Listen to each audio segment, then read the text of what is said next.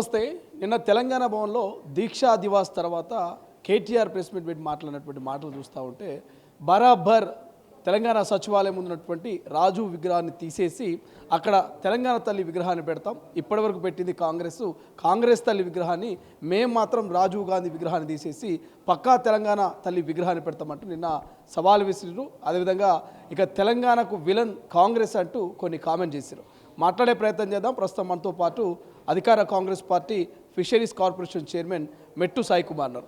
మీరేమో రాజీవ్ గాంధీ విగ్రహాన్ని పెట్టిన అక్కడ సచివాలయం ముందు, బట్ కేటీఆర్ మాత్రం ఆ విగ్రహాన్ని తీసేస్తాం, అక్కడ తెలంగాణ తల్లి ఒరిజినల్ విగ్రహాన్ని పెడతామని అంటున్నారు. ఏం చెప్తారు? రాజీవ్ గాంధీ విగ్రహాన్ని కూడా టచ్ చేస్తే నేనే మానవ భావనై కేటీఆర్ని పేల్చేస్తా. ఇది ఫైనల్. ఎందుకట్లా? అంతే. ఆ కుటుంబం చేసే త్యాగాలేంది తెలుసా అసలు నీకు?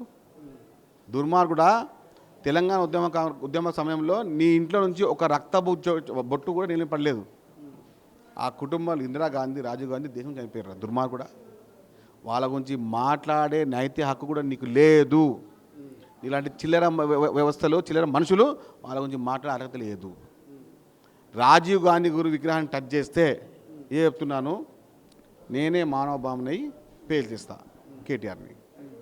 ఇట్లా మరోవైపు ఇప్పటివరకు కాంగ్రెస్ పెట్టింది, కాంగ్రెస్ తల్లి విగ్రహాన్ని పెట్టింది, బట్ మేము తెలంగాణ తల్లి విగ్రహాన్ని పెడతాము, బతుకమ్మను పెడతామంటున్నారు. బతుకమ్మను కూడా తీసేసింది కాంగ్రెస్ తల్లి విగ్రహం అని అంటున్నారు. నిజమేనా? నేనేమంటున్నాను, తెలంగాణ గేయం ఉండే 10 ఏళ్ళు అధికారికంగా లేదు, ఇప్పుడు వచ్చింది. ప్రతి పాఠశాలల్లో, ప్రతి ప్రభుత్వ కార్యాలయాల్లో, ప్రతి ప్రభుత్వ వ్యవస్థ నిర్మాణ వ్యవస్థలో కూడా తెలంగాణ జయ జయ తెలంగాణ జననీ జన కేతం అని చెప్పి మనం పాడుతున్నాం, గౌరవించుకుంటున్నాం. అది చేసింది ఎవరు? కాంగ్రెస్ పార్టీ ముఖ్యమంత్రి రేవంత్ రెడ్డి గారు.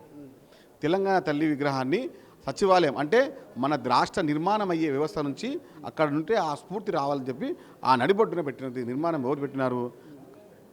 యనుమల రేవంత్ రెడ్డి గారు, తెలంగాణ ముఖ్యమంత్రి గారు.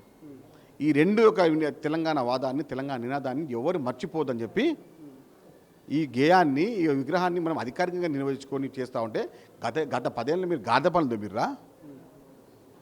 ఎన్ని రోజులు ఈ పిట్టల దొర మాటలు? కేటీఆర్ ఒక పిట్టల దొర. ఈ పిట్టల దొర మాటలు మర్చిపోకపోతే 2023 డిసెంబర్ 3న మిమ్మల్ని బొందబెట్టిన నిమిషం మర్చిపోయారా?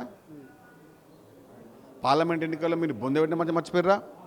రీసెంట్లీ జూబ్లీస్ ఎన్నికల్లో అప్పుడు మీరు బొందబెట్టారు. మిమ్మల్ని మర్చిపోతుంటే ఎట్లా చెప్పండి మీరు?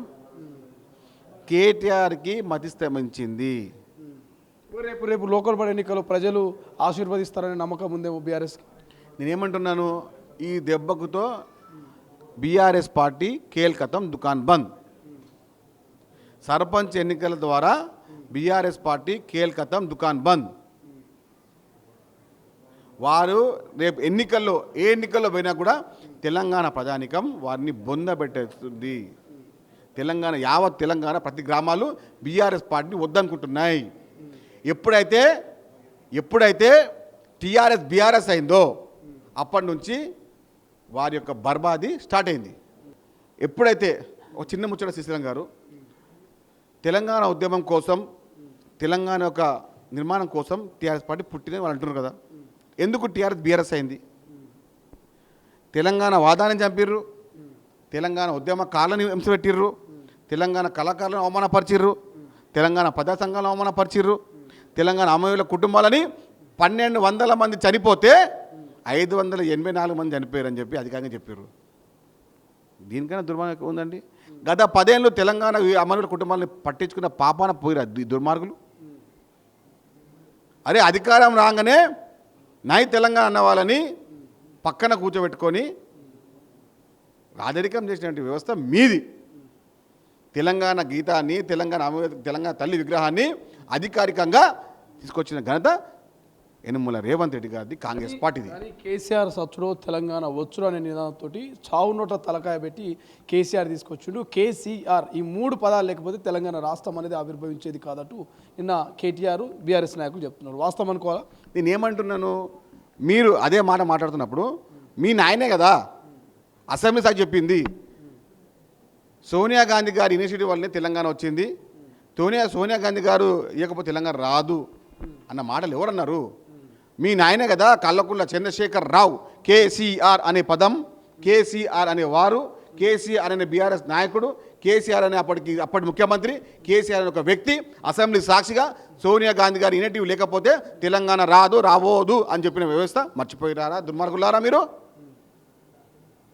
ఎవరో స్క్రిప్ట్ రాసిస్తే మాట్లాడుతుంటారు ఆయన. నువ్వు మంత్రి ఉండే కదా, అసెంబ్లీ మీ అయ్య పక్కన కూర్చుండే కదా. సోనియా గాంధీ గారి దక్షత వల్లనే, వారి నిర్ణయం వల్లనే తెలంగాణ వచ్చింది. తెలంగాణ రాకపోయే ఉంటుండే ఆమె లేకపోతే అని చెప్పింది మీ నాయనే కల్వకుంట్ల చంద్రశేఖర్ రావు. నువ్వు అంటున్న కేసీఆర్ ఆయన చెప్పిన మాట మర్చిపోవద్దు. మేము గుర్తు చేస్తూ ఉంటాం మీకు. తలసాని శ్రీనివాస్ లాంటి వాళ్ళు కూడా కొన్ని వ్యాఖ్యలు చేస్తూ ఉన్నారు కాంగ్రెస్ ప్రభుత్వం మీద కావచ్చు, మీ పీసీసీ మీద కూడా. తెలంగాణ ఉద్యమం గురించి, కేసీఆర్ గురించి మాట్లాడే అర్హత పీసీసీ చీఫ్ మహేష్ కుమార్ గౌడ్ లేదంటూ కేటీఆర్ అయినా లేకపోతే తలసాని అయినా కొన్ని కామెంట్లు వస్తున్నాయి. ఏం చెప్తారు? అమ్మో, తలసాని శ్రీనివాస్ యాదవ్ గారు, మీరు నై తెలంగాణ అన్నది మర్చిపోయారా అండి మీరు? తలసాని శ్రీనివాస్ యాదవ్ 2014లో టీడీపీ ఎమ్మెల్యే గెలిచి టీడీపీ ఎమ్మెల్యే ఉండి బీఆర్ఎస్లో మంత్రి అయ్యిండు. ఎట్లా అయింది ఆయన? ఎవరైతే నై తెలంగాణ అన్నారో అది గంగుల కమలాకర్ కానీ, నాగేశ్వరరావు కానీ, తలసాని శ్రీనివాస్ యాదవ్ గారి ఇప్పుడు వేదిక పైన కూర్చొని జై తెలంగాణ అంటారు. అమరవీళ్ళ కుటుంబాలు బాధపడుతున్నారా దుర్మార్గులారా? 1200 మంది కుటుంబాలు చనిపోతే ఈ దుర్మార్గులు నవ్వినారా? వీళ్ళు నై తెలంగాణ అన్నారు. అమరవీళ్ళ కుటుంబాలు అవమానపరిచిర్రు. వారిని ఇప్పుడు వేదిక పైన కూర్చొని మైక్ ఇచ్చి మూతావారి మాట మాట్లాడుతున్నాడు తలసాని శ్రీనివాస్ యాదవ్.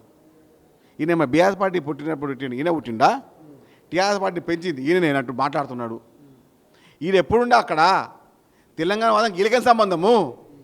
తెలంగాణ వాదము, తెలంగాణ ఉద్యమం ప్రజల నుంచి వచ్చింది. ప్రజల నుంచి వచ్చిన ఉద్యమాన్ని టీఆర్ఎస్ పార్టీ అక్కడ నుంచి చేర్చుకుంది తప్ప వీళ్ళ వాళ్ళు పురుషుంది ఏం లేదు, వీళ్ళ వాళ్ళు పీచింది ఏం లేదు. కల్వకుంట్ల కుటుంబం నుంచి ఏ ఒక్కరి ఎంటిక కూడా నేను భూమి మీద పడ్డది అడుగుతున్నాను మిమ్మల్ని. కల్వకుంట్ల కుటుంబం నుంచి ఏ ఒక్కరి గోరు తెగి భూమి పడ్డది అడుగుతున్నాను మిమ్మల్ని. ఒక్క రక్తపు చెట్ట పడ్డది అడుగుతున్నాను మిమ్మల్ని. ఎవరికి దెబ్బ తాకలేదు, ఎవరికి షెడ్ గుండు చినగలేదు, ఎవరి షెడ్ నలగలేదు, హరీష్ రావు షెడ్ నలగలేదు, కేటీఆర్ గుండి విరగలేదు, కేసీఆర్ రక్తం పొట్టు నేనేమి పడలేదు. తెలంగాణ ఎట్లా వచ్చింది రా దుర్మార్గులారా? సోనియా గాంధీ నిర్ణయం తీసుకున్నది 1200 మంది అమాయక కుటుంబాలు, 1200 మంది అమరవీరులు చనిపోతున్నారు. ఇది మంచి నిర్ణయం, ఇదే సరైన నిర్ణయం అని చెప్పి ఎప్పుడైతే కరీంనగర్ చెప్పిన మాటని 2014 నిజం చేసినారు.